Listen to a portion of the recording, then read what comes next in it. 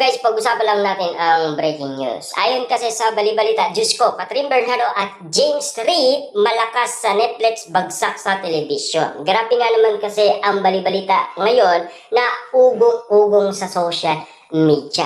Grabe nga naman kasi dahil ang lupit ng mga balibalita ngayon. Talagang batikos umano kina Catherine Bernardo at Mayor Mark Alcala. Alam niyo naman siguro, noon pa man ay alam na yan ng mga netizens ang mangyayari umanong kaganapan sa nasabing bagong teleserye ni Catherine Bernardo. Alam na nila na babagsak ang nasabing teleserye. Pero take note nagsisimula pa lamang ay atat na sila at lalong-lalo na kino-confirm na nila na talagang babagsak. Baka sakaling nagkataon lang naman, di ba?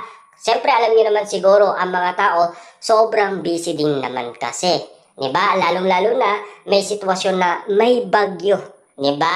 At least, naiintindihan naman ni Catherine Bernardo at James Reid. Dahil kasi sa pagkakalit daw ni Catherine Bernardo kay Mayor Mark Alcala, masisira ang karera ng kanyang showbiz career. Yan kasi ang ibig sabihin ng iba't ibang mga netizens tungkol kay Catherine Bernardo. Ayon kasi sa kanila, ang dami-daming mga lalaki. Bakit si Mayor Mark Alcala pa? Kung sino pa ang artistang famous at sikat, lalong-lalo na sa ibang bansa, ang pinili niya pa, mas cheater pa daw kay Daniel Padilla. Kaya nga naman kasi galit na galit nga naman kasi ang lahat ng mga netizens. Kaya nga naman kasi naging malinis ang pangalan Daniel Padilla dahil kay Catherine Bernardo. Kasi mas cheater pa ang pinili niya kesa kay Daniel Padilla. Ika nga kasi ng ibang mga netizens, kung cheater lang naman ang pag-uusapan, dapat daw hindi na siya umalis kay Daniel Padilla. Kung babalik din siya sa ganong sitwasyon.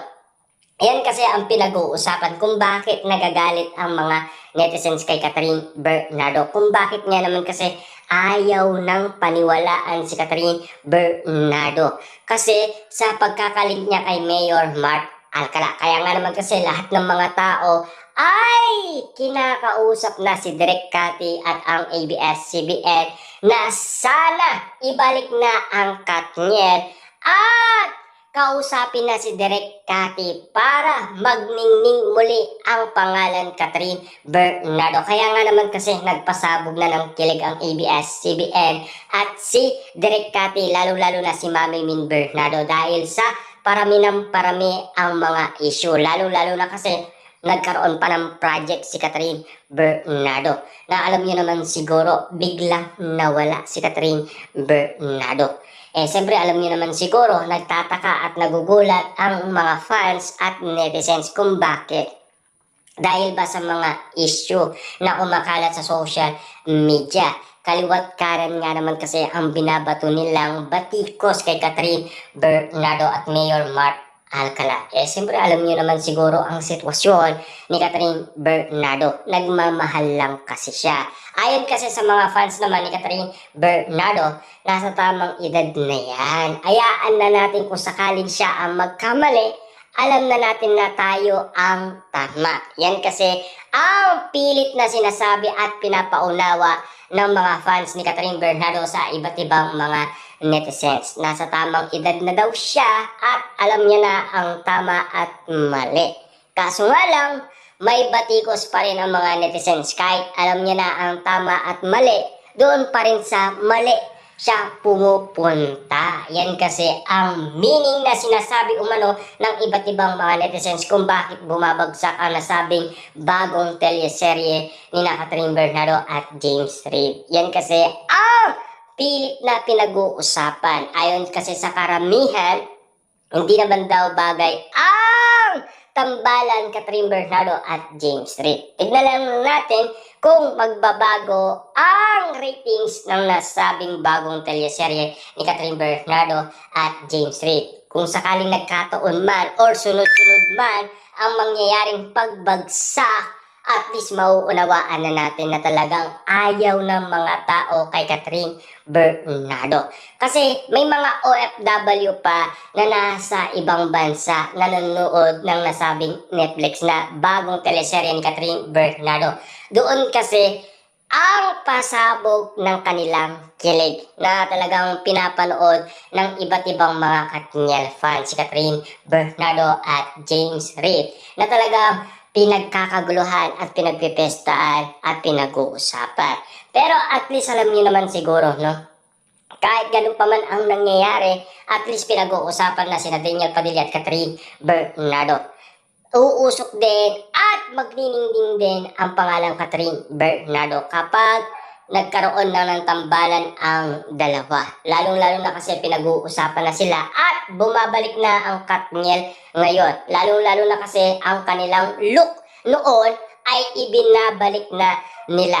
Ang Catherine Bernardo noon at ang Daniel Padilla noon. Kaya nga naman kasi ang mga matang lawin nakikita na ang pagbabagong nangyayari kay Daniel Padilla at Catherine Bernardo. Eto na, ang new look ng Katniel ay ibinabalik na ng Katniel. Yan kasi ang ibig sabihin na pinapaunawa sa atin ng mga matang lawin kung bakit nasisilip sina Daniel Padilla at Catherine Bernardo. At lalong-lalo na may mga bali-balitang sitwasyon na nangyayari ngayon kina Mayor Mark Alcala at Catherine Bernardo. Yan kasi ay kumakalat ngayon sa social media na trending at viral nga naman kasing pinagkakaguluhan ang salitang iwalay na daw ang dalawa. Yan kasi ang mga napapag-usapan.